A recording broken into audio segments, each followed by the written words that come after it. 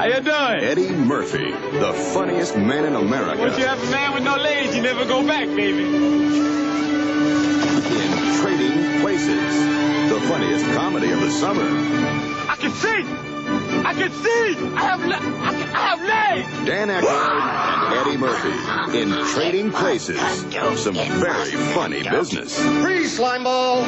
Moi? Trading Places, rated R. Starts Wednesday at a Hello, everyone, and welcome back to another episode of the Not Content Podcast. My name is Jerome Cuson. As always, we are going to be discussing movies and TV as part of the From the Q Podcasting Network. You can find us on Apple and Spotify. Please leave a 4 or 5-star review. You can also find us on YouTube. Click the bell icon for notifications. Click the subscribe button.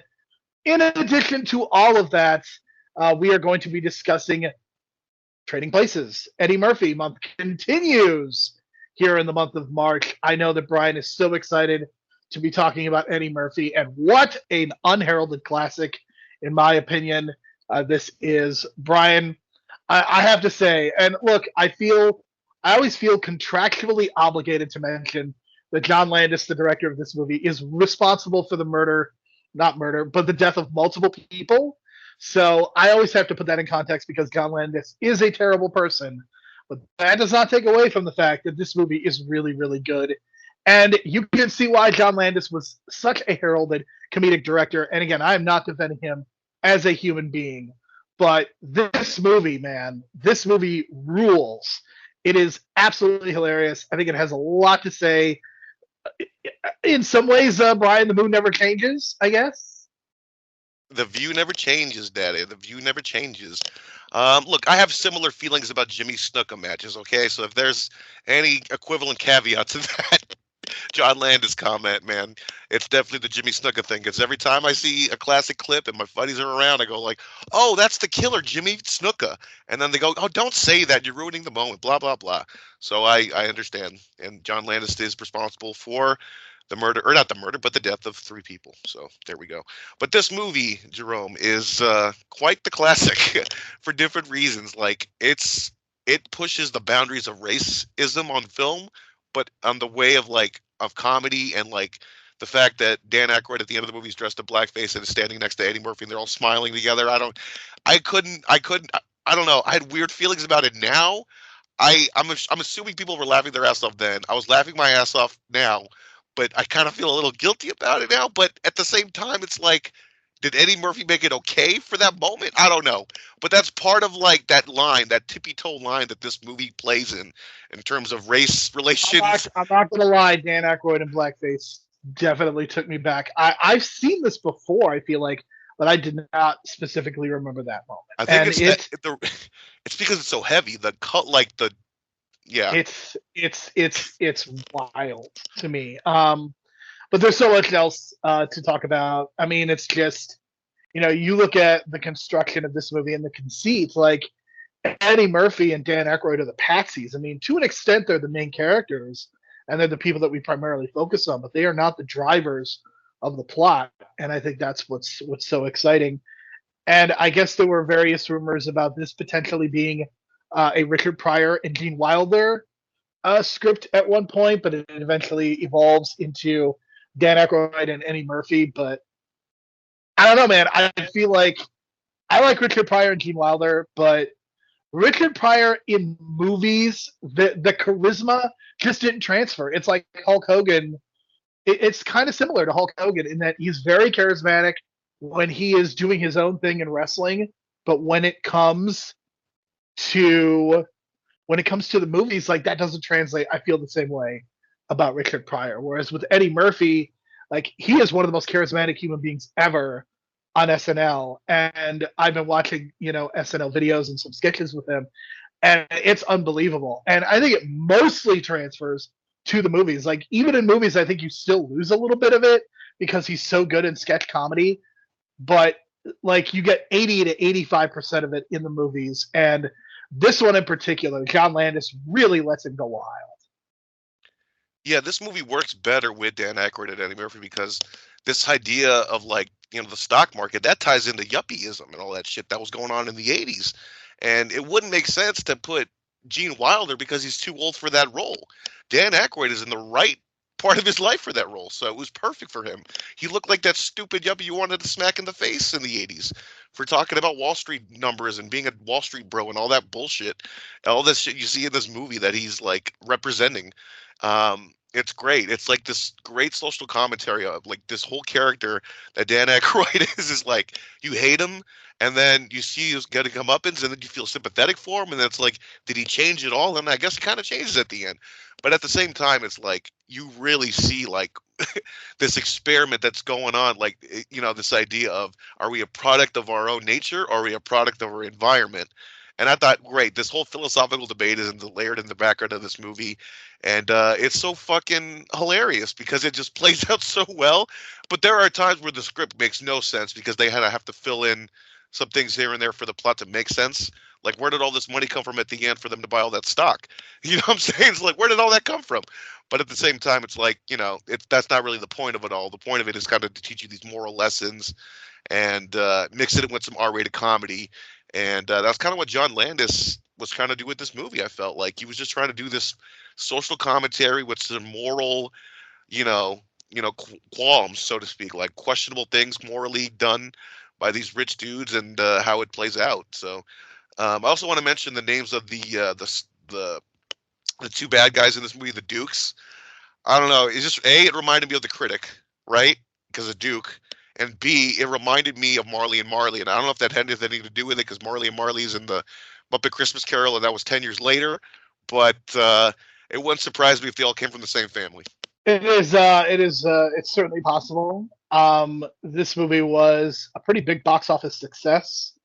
This is a time when comedies can make $100 million, which is really impressive. But I think for me, the other thing that I want to mention, because Dan Aykroyd and Eddie Murphy are unbelievable kind of in the lead roles. I have to give credit to Ralph Bellamy and Don Amici as well, kind of in their roles. I think Denholm Elliott as the butler, I think he does a great job. Jamie Lee Curtis, this could absolutely be a thankless role. The sex worker with a heart of gold is a well-worn trope in movies of all kinds, going back to the 50s and the 40s, for God's sakes. I mean, this is something that we have seen for so long throughout the history of Hollywood. But I think the way that she elevates this role and really takes a lot of agency, and the way that she talks about her own work. I mean, it's 1983, and I think that some of the words that are coming out of her mouth about sex work would still come across as progressive, and that says as much about our society as anything else. But I mean, I think we think of Jamie Lee Curtis as the scream queen, and she is, but she's a really good comedian as well. And I think this is a really good example. Just an incredibly well cast movie, and a movie that I think is underrated. Like, I feel like when people talk about Eddie Murphy, they immediately go to Beverly Hills Cop and they immediately go to Coming to America. But like, this is definitely a movie that Eddie Murphy specifically is designed. Like, this is a movie designed to make Eddie Murphy look good. And I think that John Landis, you can see why Eddie Murphy brought back John Landis for Coming to America, just because of how good he was here. I mean, he's excellent. And the thing that I respect about Dan Aykroyd and always have is he is very funny, but he is always willing to not be the funniest person in a scene. And I'm sure that a lot of that comes from his Second City background. I'm sure a lot of it comes from hanging around John Belushi all the time. But I really respect the fact that Dan Aykroyd is willing to play his role and to not try to eat up all of the scenery. I think that's what impresses me so much about Dan Aykroyd when he is at his best. Yeah, I guess this is where we can have that slight discussion about, this idea that I guess studios thought he would be this big star, become a bigger star than what he became. I don't see it. I can kind of see it based on a movie like this, obviously, because he's got that charm to him. And you mentioned that his comic timing is great in this movie and he's willing to take a step back. But then, I see a movie like Dragnet, and I've seen clips of that movie, and I can't fathom a whole movie watching him talk like that, like Dragnet from the show, right? It just talks like that tone. So I don't know, just something about Dan Aykroyd just doesn't scream movie star to me, and I don't know what people were seeing, but I see him as like a great supporting guy. You know what I'm saying? Like, I mean, it makes sense. he got nominated for Best Supporting Actor Academy Award for Driving Miss Daisy. So clearly, there was a time when people thought that Dan Aykroyd might be something, and I would agree with you. I think he's generally very bad in movies that he's the lead in. I can provide so many examples of him being bad, but whenever you put him in these, I mean, this is not. I mean, it's not strictly a supporting role. I mean, I would argue he's kind of a co-lead, but there really is a lot going on with Jamie Lee Curtis and Ralph Bellamy and Don Amici that this feels more ensemble than like Dan Aykroyd is the definitive lead. But again, I think Eddie Murphy is just so charismatic that I think Dan Aykroyd can kind of fade into the background and be okay. And I think the same is true for the Blues Brothers, another movie where Dan Aykroyd is purported to be the lead. But again, John Belushi can be the comedy. You've got so much music going on. You've got so many of these musical performers that I think it still comes across incredibly well. And I mean, again, I think this is what John Landis really knew how to use Dan Aykroyd, and I'm sure a lot of directors didn't. But yeah, it's such a fascinating time in Aykroyd's career because he's just coming off the passing of his friend, and I'm sure he's kind of trying to figure out like what his career is going to look like. And you get this, and then you get Ghostbusters, and it's like, well, Dan Aykroyd's off to the races, and then it kind of quickly crashes and burns. It's so fascinating to me that Dan Aykroyd was kind of the number one voice of comedy for the early '80s, and then by the '90s, it's like he's just got a parade of bombs. But at least he had supporting roles in a good movie like My Girl, right? My Girl 2. Well, more so the first one. I don't know if you remember those early '90s, children. He's not relying on being funny in those movies. You're right. That's what I'm saying. Like he finally realized that he needed to be the supporting guy, and even at that age in the early '90s, he started to realize I'm not that young 20-year-old cat anymore that can do those kind of comedies. So he moved on to the more mature kind of comedies, right? So that's kind of my thoughts on Dan Aykroyd. I think he had a great start. It just he finally found his place, towards the middle of his career instead of trying to go for these leading roles and stuff. But because Nothing But Trouble is like one of the weirdest movies I've ever seen, and that's a Dan Aykroyd lead. I think he directed as well. My Stepbrother's an Alien. He was in North. I mean, he has been in a lot of bad movies. Yeah, but of course Eddie Murphy is just stealing the show in this, obviously. And let's talk about Don Amici, because Don Amici had this career in the 50s and 60s before any of this, and he was running in the 80s. And then he gets this role in Trading Places, and then he gets another role immediately in Cocoon. And he wins the Academy Award playing an alien in Cocoon, or whatever it was. And that's that Ron Howard movie. That's really hard to find on Blu-ray, by the way. But it just kind of brought Don Amici back, and I guess he was this past star that kind of found a new audience in the 80s, and this role kind of just fit him because he's a great asshole. And speaking of great assholes, I can't find his name right now, but he's the principal from the Breakfast Club. He's Clarence in this, or whatever his name is. He's the one that's kind of like making Dan help. Also has one of the best lines in Die Hard when he says, "I guess we're going to need more FBI guys." Yes, he is like, I guess we mentioned it before, but he is one of the best assholes ever on screen. Like, he is such an asshole in this movie. It's like a prototype version. This isn't like, he's definitely an asshole, but this is a prototype. This is not him fully formed. Wow, because it feels like he's almost at the level of Breakfast Club, where he was just fully like, because in Breakfast Club you can tell like he's added like a swag to it, to his assholeness. And this he doesn't have swagger in this movie. Like, he's definitely an asshole, but he's not. There's no swagger. The look at his face on the train, like, it's so good. Like, that's one of the things about the train scene that I find so interesting, is that everyone is in character, and if these different characters, like, from different nations, but his face is just so disgusted with everyone in that train. It's so good. Like, the look of disgust on his face is just so, like, unbelievable. He makes that role so well. And I don't know, just this idea of the stock market being compared to a sports book, it just popped me so hard, because I have the same feelings, which I'm sure 95% of the people at sports books and Wall Street feel too. It's the same. It's like betting with sports and betting with money, or betting with stocks. It's like the same kind of like up and down. It's not even dealing with stocks. They're dealing in like futures and materials. Like, that's the thing that's so weird. You could not. You could probably sit me down for a full 8 hours, and I still wouldn't understand how to do this trading. Like, it is a mystery, and it's not essential for the movie because the movie is funny regardless of whether you understand it or not. But there is just absolutely no way that I could make heads or tails of any of this. Look, all I'll say is that I bought Victoria's Secret stock at a certain part of the year a couple years ago, and it was $16. And then I had this feeling like once it's going to hit February, it's going to go up. And I looked at the past history of the stock, and I was right. And I ended up making like $100 or something dollars off of just a random stock thing because I had a feeling. So it's kind of like that, you know what I'm saying? It's a mix of, a plus 300 or something like that, and you put it on a parlay or something crazy like that. So there's a lot of similarities, and I pop really hard for that fact. And if you don't understand it, just I don't know, watch Uncut Gems, and that's probably the easier version of that. The easier version of the stocks to understand is watch Uncut Gems.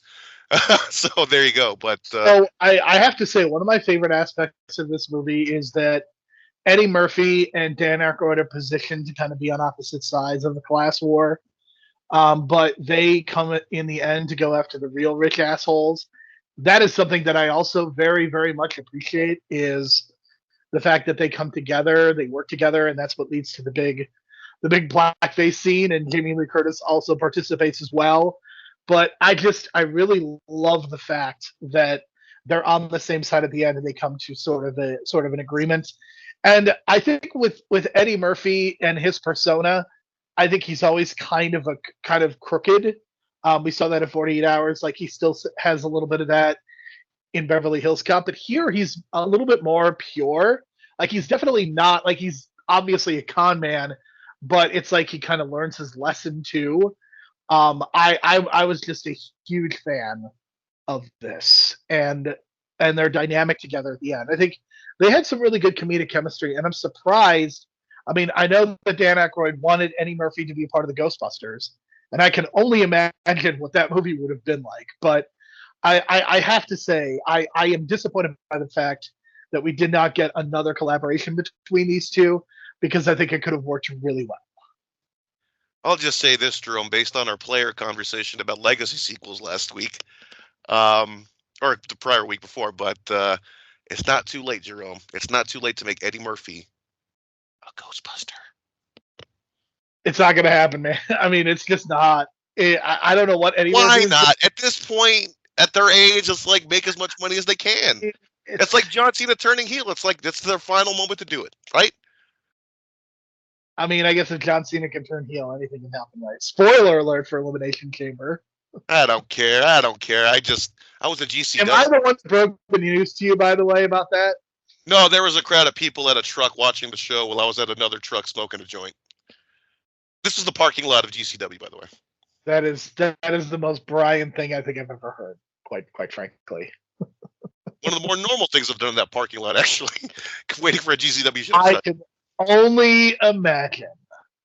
So, I say, fuck those kids on the bikes in the fucking parking lot. They are the fucking dude, the kid on the fucking escalator in Mallrats. That's what was going on in the parking lot of GCW. Just as a side note, fuck them kids and their fucking bikes going in front of the fucking cars. There you go. It's the angriest I've ever heard Brian. So, can you believe that this movie, in the year of our Lord 1983, this comes out the same summer as Return of the Jedi, Superman 3, and Octopussy? Oh, I know. I've seen some of the episodes of Siskel and Ebert, and it's just so weird with the timing and everything, and it was just the fact that this was this the last year of Eddie Murphy on SNL, 83, or was it 85? Yeah, I think he was. I think he was in 83 and 84. He did a lot of pre-recorded sketches. I don't know if you remember that element, but he was definitely like on the show, but only partially. Yeah, as those if like you segments. Hosted when he was a cast member. Yeah, that's How true.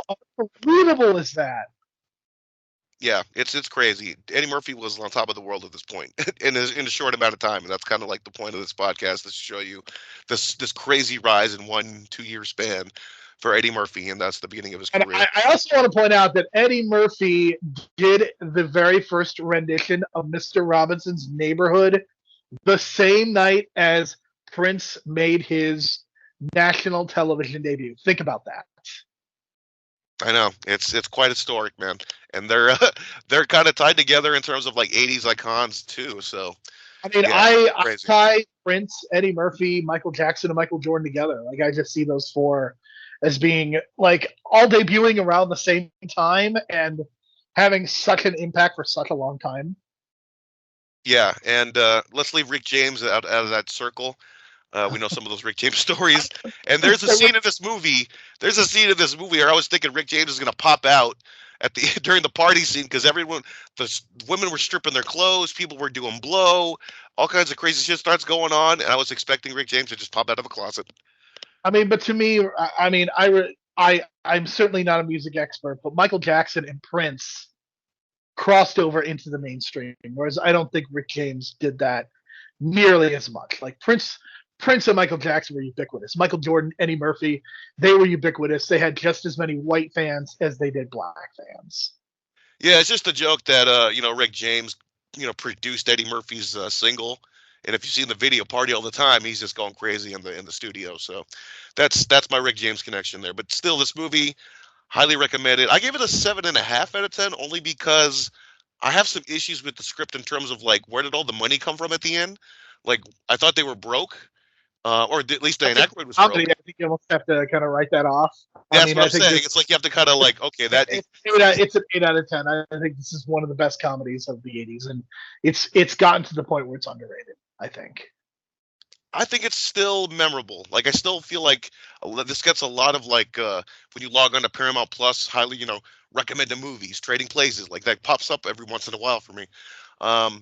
So I think with Jamie Lee Curtis's great performance and everyone's great performance and the great performance by the Butler, like I don't know, man. I still feel like this gets the love it deserves, but I don't know if it kind of slips under the radar now because the whole blackface thing maybe. But again, I don't know. I think maybe just run it again on TV a bunch of times, people will remember it again.